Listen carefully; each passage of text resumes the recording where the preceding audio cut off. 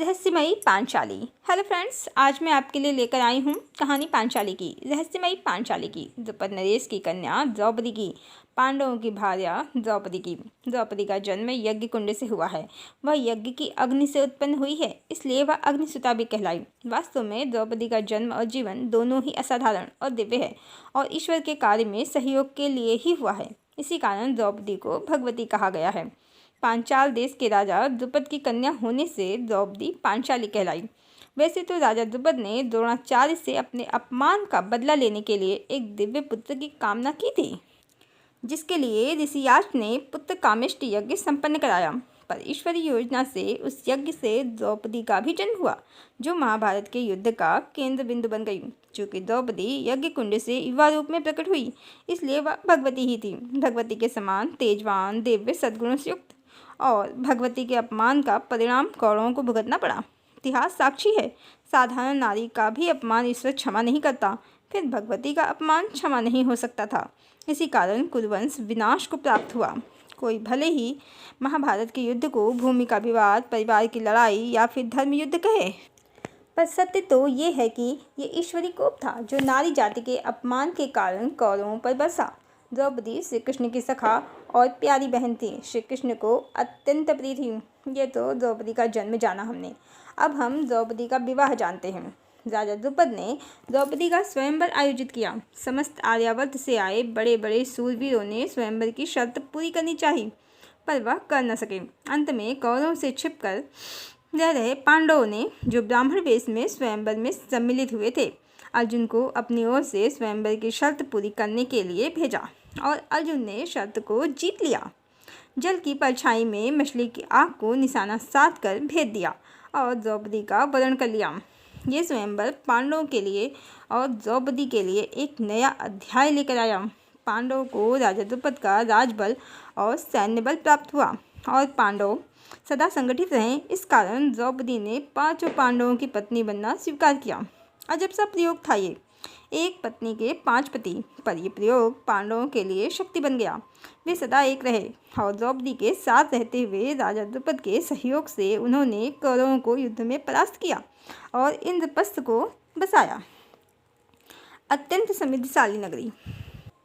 पर कौरवों को, विशेषकर दुर्योधन को, उनकी प्रगति द्रौपदी जैसी असाधारण सहयोगी पत्नी का प्राप्त करना सहन नहीं हुआ और उसने अपने कुटिल मामा शकुनी की मदद से युधिष्ठिर को दूधकीरा के लिए मना लिया। युधिष्ठिर का ये कमज़ोर फैसला बहुत कमज़ोर साबित हुआ जब उन्होंने दूधकीरा में अपने भाइयों और स्वयं को हारने के बाद द्रौपदी को भी दांव पर लगा दिया। सत्य है, जुआ जुआ ही होता है। गलत कार्य से सही की उम्मीद नहीं की जा सकती।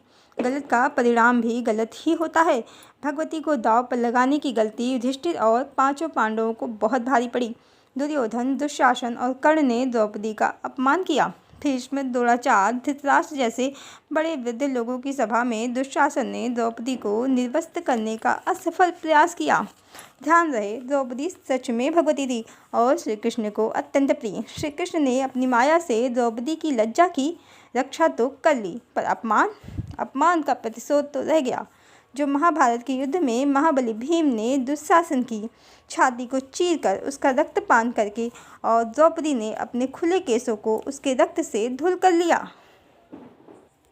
कुरुवंश में अधर्म बहुत था, जो समय के साथ बढ़ता ही जा रहा था, जिसका समाप्त होना बहुत जरूरी था और द्रौपदी का अपमान उसकी कड़ी बन गया। वास्तव में समाज हो या कुल, जहाँ भी नारी का अपमान होता है वहाँ विनाश निश्चित है और द्रौपदी का अपमान तो साक्षात भगवती का ही अपमान था। ईश्वर कैसे क्षमा कर सकते थे? द्रौपदी श्री कृष्ण को अत्यंत प्रिय थी। उसकी हर विपत्ति में वह उसके साथ होते थे। उसकी एक पुकार मात्र ही श्री कृष्ण को उसके समक्ष कर देती थी। इतना ही नहीं, दूधकीरा में हारने के बाद जब पांडव 13 वर्ष के वनवास और 1 वर्ष के अज्ञातवास में थे, उस समय वनवास की अवधि में दुर्वासा ऋषि ने दुर्योधन की चाल में आकर युधिष्ठिर के यहाँ आतिथ्य स्वीकार कर लिया और 10,000 शिष्यों सहित उनको भोजन का आमंत्रण युधिष्ठिर ने दे दिया।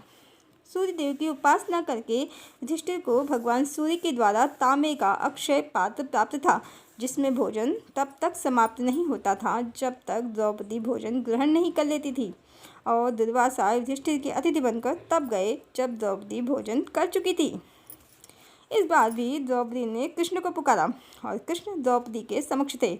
जब तक द्रौपदी समस्या बताती, श्री कृष्ण ने कहा, बड़ी भूख लगी है, और अक्षय पात्र में भोजन ढूंढने लगे और साग का एक छोटा सा पत्ता श्री कृष्ण ने पात्र में से खोज ही लिया और उनके द्वारा उस पत्ते को ग्रहण करते ही समस्त विश्व की क्षुधा समाप्त हो गई और दुर्वासा और उनके शिष्य भी बिना भोजन किए ही तृप्त हो गए। भगवान तो भक्त के वश में होते हैं और पांचाली ने भी श्री कृष्ण को अपने वश में कर रखा था। 5 पांडवों की स्वामिनी, अक्षय पात्र की स्वामिनी, भगवती के समान तेजस्वी, पांडवों की शक्ति, उनको एक सूत्र में बांधने वाली माला, परमेश्वर की परम प्रिय, अग्नि से उत्पन्न दिव्य कन्या। कितने रहस्य हैं पांचाली के स्वरूप में। वास्तव में पांचाली भगवती ही है, ईश्वर के समान रहस्यमय और दिव्य। जिस प्रकार ईश्वर के रहस्यों को समझना आसान नहीं, उसी प्रकार पांचाली को जितना समझो उतना ही समझना कठिन हो जाता है। द्रौपदी सिर्फ पांचाली नहीं है, सिर्फ पांचाल नरेश की पुत्री नहीं है, अपितु द्रौपदी रहस्यमयी पांचाली है, रहस्यमयी पांचाली।